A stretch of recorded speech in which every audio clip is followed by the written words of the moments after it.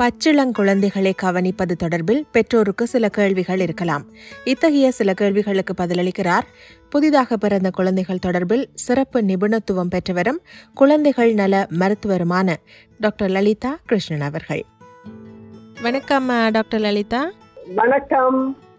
எப்படியான சந்தர்ப்பங்களில் அல்லது எப்படியான அறிகுறிகளை நாங்கள் பார்க்கிற போது உடனடியாக மருத்துவ உதவியை நாட வேண்டும்? இதுல கிட்டத்தட்ட ஒரு 10 கண்டிஷன்ஸ் இருக்கு. பேரண்ட்ஸ் அதை பத்தி நல்லா தெரிஞ்சுக்கணும். இதுக்கு பேரு நாங்க என்ன சொல்லுவோம்னா அபாய அறிகுறிகள், டேஞ்சர் சைன். ஸோ பச்சிளங்குழந்தைகளின் அபாய அறிகுறிகள் இந்த 10 இருந்தால், ஏதாவது ஒண்ணு இருந்தால் கூட உடனடியாக மருத்துவருக்கு தகவல் கொடுங்கள். முதல் இது என்னன்னா பால் மறுப்பது.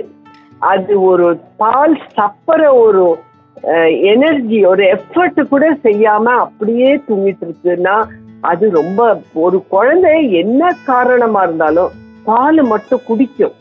அது குடிக்கலைன்னா அதுதான் ஃபர்ஸ்ட் டேஞ்சர் சைன் நான் சொல்லுவேன். ரெண்டாவது என்னன்னா பால் உரிய முடியாதது. அப்படின்னா குழந்தை முழிச்சிட்டு இருக்கு, பால் அதுக்கு வேணும், பசிக்குது, ஆனா அதாட்டு குடிக்க முடியல, மூச்சு வாங்குது. ஸோ இது செகண்ட். மூணாவது அதிகப்படியான சோம்பல். சில குழந்தைகள் தூங்கிட்டு தான் இருக்கும் 4 மணி நேரம் 5 மணி நேரம், ஆனா 8 மணி நேரம் 8 மணி நேரம் 10 மணி நேரம் ஏஞ்சிக்கவே இல்லை. நைட் ஃபுல்லா பெரியவங்க தூங்குறாங்க, ஒரு பச்சிளங்குழந்தையும் ஃபுல் நைட் தூங்குது. அப்புறம் ஏந்த அப்புறம் அழல இப்படின்னு ஒரு சவுண்டு மட்டும் பண்ணிட்டு திருப்பி தூங்குது. இது அதிகப்படியான சோம்பல். இது கவலைப்படும். 4வது வலிப்பு, பிட்ஸ். நியூபார்ன் பேபி, பச்சிளங்குழந்தைக்கு வலிப்பு வந்தா அது ஒரு டேஞ்சர் சைன். 5வது காய்ச்சல். குழந்தை நியூபார்ன் பேபில தலை எப்பவுமே உடம்போட கொஞ்சம் சூடாதான் இருக்கும், அது நார்மல். ஆனா உடம்பே காய்ச்சலா இருக்குன்னா அது நம்ம கவலைப்படணும். ஆனா இந்த காய்ச்சலோட தாழ் வெப்பநிலை, ஹைப்போதர்மியா, ஜில்லுன்னு இருக்கு, குழந்தை போத்திதான் இருக்குது, ஆனா திறந்து கைய வைக்கிறீங்க ஜில்லுன்னு இருக்குது. 7வது சீழு.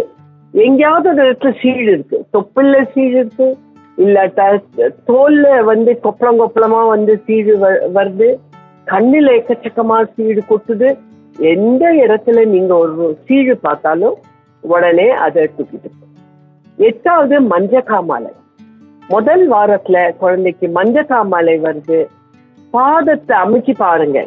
அந்த பாதத்தை அமுக்கி உங்க கட்டை விரலாட்டு பாதத்தை அமுக்குங்க.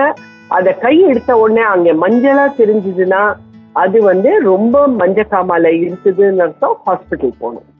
குழந்தை நாக்கு. குழந்தை அழறோடு குளிப்பாட்டின பிறகு உதடு, கை, காலு சில சமயம் நீளமா இருக்கும், ஆனா நாக்கு பாத்தீங்கன்னா சிவப்பா நல்லா இருக்கும். அந்த நாக்கே நீளமா இருக்குன்னா அது ஒரு ஹிருதய வியாதியா இருக்கலாம், வேற மூச்சு கஷ்டம் ஏதாவது இருக்கலாம். நீங்க அது உடனே ஒரு டேஞ்சர் சைன். கடைசி 10வது பச்சையாக பித்த வாந்தி குழந்தை எடுக்குது, ஆர் பிளட், ரத்த வாந்தி.